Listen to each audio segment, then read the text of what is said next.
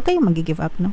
Kasi dadating din talaga yung mga swerte sa inyo. Kung nakita nyo, ito guys, no? Ito yung energy ng swerte, good luck, good fortune. And hindi lang ito swerte sa pera, kundi swerte pati sa relationship, mga kapiksi. So, ito naman yung mga nag-aantay sa inyo. So, mag-persist lang kayo, guys, kahit gaano kahirap yung sitwasyon nyo ngayon, kahit gaano kasakit sa loob nyo, no? Sabi nga dito, guys, trust, 'di ba? Magtiwala lang, ask help from your angels, ask help from other people. Magtiwala lang kayo, and dadating din itong mga swerte na to, mga kapiksi, both sa kaperahan at saka sa relationship, no?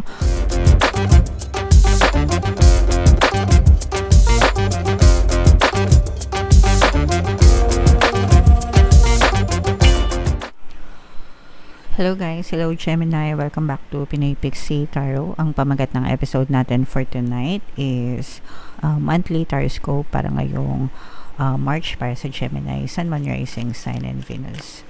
By the way, mga kapiksi, sa dulo ng video magkakaroon tayo ng yes or no pick a card reading. Ito yung deck na gagamitin natin, guys. So, if may tanong kayo, pwede kayo magtanong ng isang tanong, answerable by yes or no. So, sa dulo ng video yan, guys. Kaya make sure na tapusin nyo yung video hanggang sa dulo.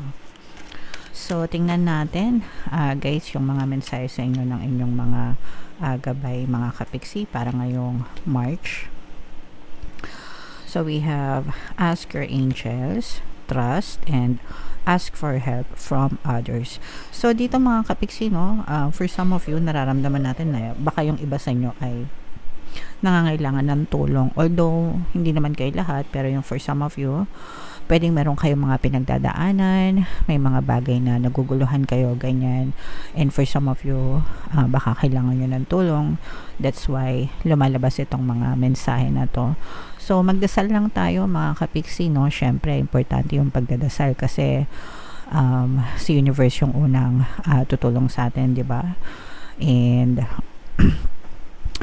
our spirit guides will also help us, and syempre yung mga taong sa paligid natin, no, they will be instruments as well ni universe para matulungan tayo. So wag tayong mangimi, no, or mahiya na humingi ng tulong, especially kung kailangan mga kapiksi. Kapag humingi tayo ng tulong and kapag tinulungan naman nila tayo, babalik din sa kanila yung good karma, mga kapiksi. So, wag kayong mahiyang humingi ng tulong, guys. Okay? And magtiwala lang, guys, no? Magtiwala palagi sa mga pinagdadasal natin. Magtiwala tayo na the universe is always hearing us. Our spirit guides are always there for us, mga kapiksi. Magiging ma-okay din ang lahat ng bagay para sa inyo, Pisces. Okay? Alright, so comment down below if feeling nyo nakaresonate kayo dyan sa mga mensahe na yan. Tingnan natin, Gemini, yung mga ganap sa inyo ngayong March.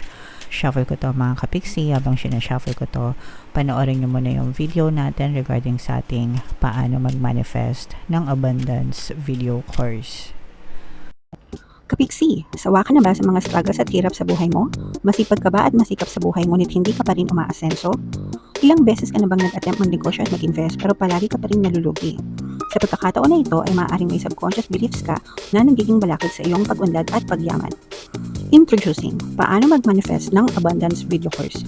Dito ay matututunan mong ma-overcome ang mga balakid mo para tuluyan ka ng umunlad, umasenso, sumagana, maging matagumpay, successful at maswerte sa iyong kabuhayan, pera, trabaho, negosyo sa lapi at kaperahan ng bonggang-bongga. Dali, mag-send na ng email sa pinoypixie@gmail.com at simulan na ang iyong pagyaman ngayon. Alright, so sa lahat ng gusto mag-avail ng course, guys, naka-flash sa screen nyo. Una, meron tayong paano mag-manifest ng abundance video course para sa inyong kabuhayan, pera, trabaho, negosyo sa lapi. Meron din tayong paano mawala ang third party at magkaroon ng harmonious na relationship. And meron din tayong email coaching, manifest your desires using the law of attraction. So, if in case na interesado kayo, guys, mag-send lang kayo ng email sa pinoypixie@gmail.com. Wow, so ito mga kapiksi Gemini, kayo ay represent ng Queen of Swords, guys, no? Meron din tayong presence ng another air sign dito, Aquarius, Gemini, Libra. So for some of you, maaring may ganyan din kayong element sa inyong natal chart, or you may be dealing with another air sign, mga kapiksi.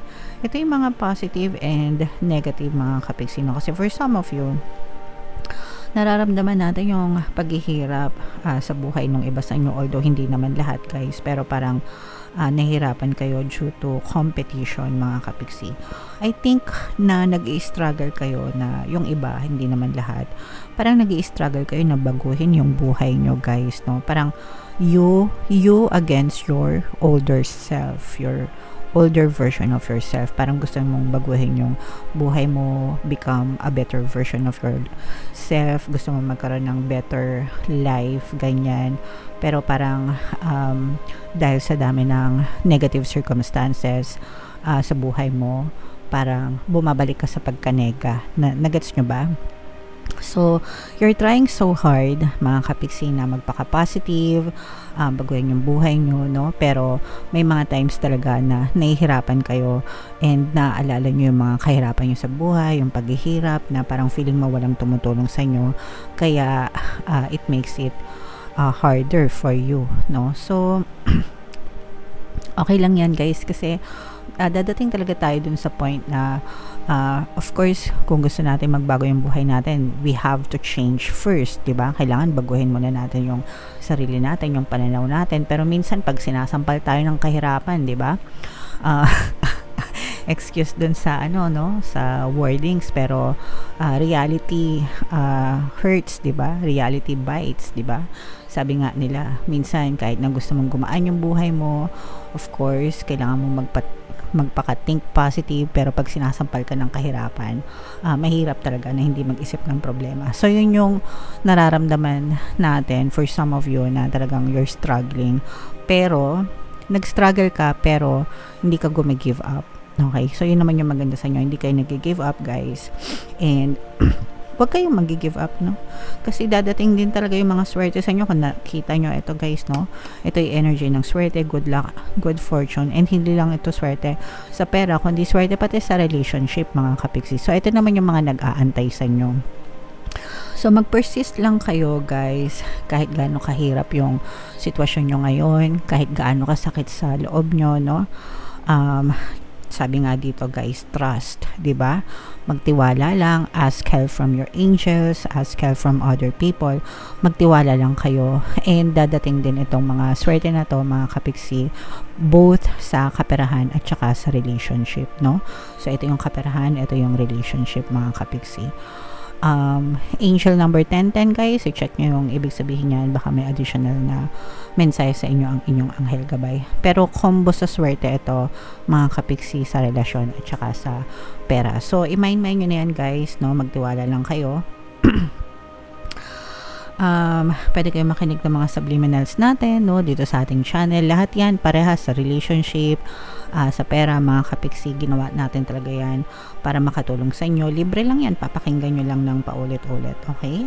So, yan yung mga nakikita natin. Kapag kayo ay nagtiyaga, nag-persist, mga kapiksi, luluwag din yung swerte nyo sa kaperahan at relationship. So, tiyaga lang guys, hindi naman instant yan, mga kapiksi. Okay? So, what else, guys? Tingnan pa natin. So, dito, may nanggugulo sa relationship nyo, no? Guys, for some of you, although hindi naman lahat, may nanggugulo, may nang aahas, pwedeng third party, mga kapiksi.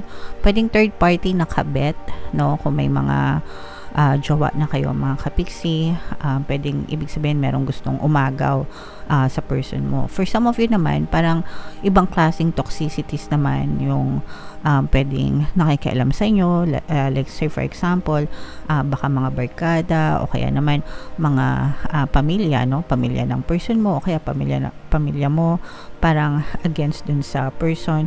So nagkakaroon ng balakid, mga kapiksi.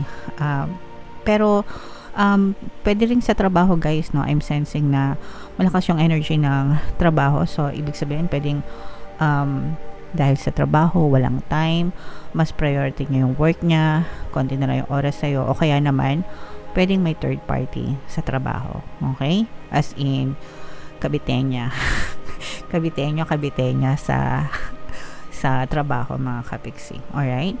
But kahit na ganoon guys, no, nakikita natin na parang nananatili pa rin yung harmonious na relationship. So minsan may mga kabit na pinipilit yung sarili nila, no, kahit ayaw naman sa kanila ng specific person.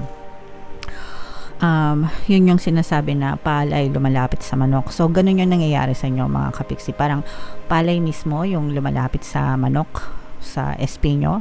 Baka masyadong gwapo, maganda yung mga specific person nyo, or baka mabait, charming, ganyan. Kaya talagang halos ipagtulakan nung third party yung katawan niya dun sa person nyo. Pero itong person mo, at least for some of you, hindi naman lahat, no, nananatiling tapat, faithful, and loyal sa inyo mga kapiksi. So, syempre guys, kailangan pakinggan nyo yung mga subliminal natin, lalo yung pampaloyal, no? Para kahit ano pang, kahit isang damakmak na kabit pa yung pumila dyan, talagang ikaw at ikaw pa rin yung pipiliin ng person mo, no? So, yung mga, if ever man na naka-resonate kayo dito guys, pwede nyong pakinggan yung mga pampaloyal, para ikaw piliin, pampawala ng kabit, pampawala ng balakid. So, yan yung mga subliminals na very recommended ko sa inyo mga kapiksi, para hindi na maagaw ng iba yung inyong partner o specific person. Alright? So, lahat ng ito guys, yan, i-mind nyo ang mga swerte na yan. Sa relasyon at saka sa pag-ibig mga kapiksi, at saka itong pagkakaroon ng loyal and faithful na person, i-mind nyo na rin sa comment section guys. Okay? Alright, so comment down below, Gemini, if feeling nyo naka-resonate kayo dyan. Tingnan natin yung, ito yung yes or no pick a card reading mo. So hinga kayo ng malalim guys, tapos itanong nyo sa isip nyo kung ano yung gusto nyong malaman for March, and then pili kayo ng isang card. Habang sinashuffle ko to, meron tayong membership program sa ating channel mga kapiksi. Sa lahat ng gusto mag-join, i-click nyo lang yung join button dito sa baba o kaya dito sa taas guys. Kapag member na kayo, magkakaroon tayo ng access sa mga exclusive videos natin regarding manifestation using the power of your subconscious mind and law of attraction. So yeah. So, hinga ng malalim, mga kapiksi, tapos itanong nyo sa isip nyo yung tanong nyo, and pili kayo ng isang card guys. Card 1, card 2, card 3. So, para sa mga nakapili ng card 1, ang sagot sa tanong nyo ay yes. Sa mga nakapili ng card 2, ang sagot sa tanong nyo ay yes. And sa mga nakapili ng card 3, mga kapiksi, ang sagot sa tanong nyo ay yes. Okay? So, congratulations, Gemini. Comment down below if naka-resonate kayo. For more tarot readings, mga kapiksi, ito yung playlist nyo. Ito yung ating success stories ng paano mag-manifest ng abundance video course. Click here to subscribe, guys. Ito yung ating mga pampaswerte subliminals. Thank you for liking, sharing, and subscribing. See you again next time. I love you all, mga kapiksi. Have a nice day. Bye-bye.